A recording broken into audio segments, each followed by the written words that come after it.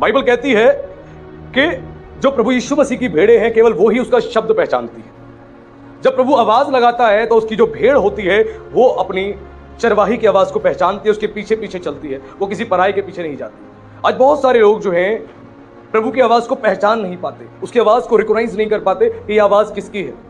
वो प्रार्थना करते हैं, प्रार्थना में उनको समझ नहीं आता हमारा मन बात कर रहा है या खुदा ने हमसे बात करी।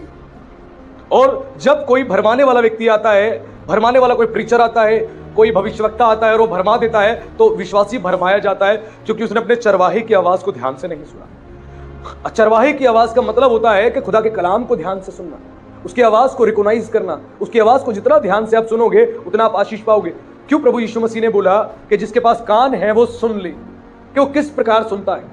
क्योंकि जिसके पास है उसको और दिया जाएगा और जिसके पास नहीं, जो उसके पास है उससे वो भी ले लिया जाएगा। बहुत सारे क्रिश्चियंस जो हैं, बहुत सारे मसीह जो हैं, सालों सालों से चर्चिस में आ रहे हैं, बैठे हुए हैं, लेकिन उनकी आत्मिक उन्नति कभी हो ही नहीं पाई। और जो उनकी आत्मिक उन्नति पहले से थी वो भी आत्मिक उन्नति उनकी खत्म हो गई। जो स्पिरिचुअल लेवल था उनका वो भी डिक्रीज हो गया। क्योंकि प्रभु ने कहा तुम ध्यान रखो किस प्रकार सुनते हो, तुम किस प्रकार सुनते हो। अगर तुम ध्यान से खुदा के वचनों को, खुदा की बातों को, खुदा के खादिमों को आप ध्यान से सुनते हो जो वो कह रहे हैं और उसको बड़े ध्यान से रिसीव करते हो, तो परमेश्वर तुम्हें और देगा।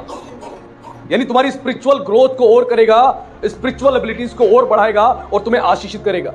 लेकिन अगर तुमने उसको ध्यान से नहीं सुना, तुमने सुन के वचन को अनसुना कर दिया, जो most of the Christian churches में ऐसे ही करते हैं।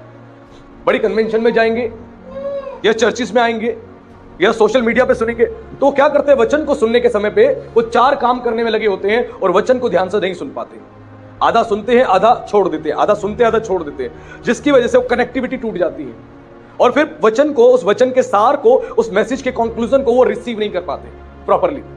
जब वो रिसीव नहीं कर पाते तो वो मिसगाइड हो जाते हैं, वो गलत फहमी का शिकार हो जाते हैं और उसके बाद वो पूरी तौर से परमेश्वर के वचन से खाली होते चले जाते हैं।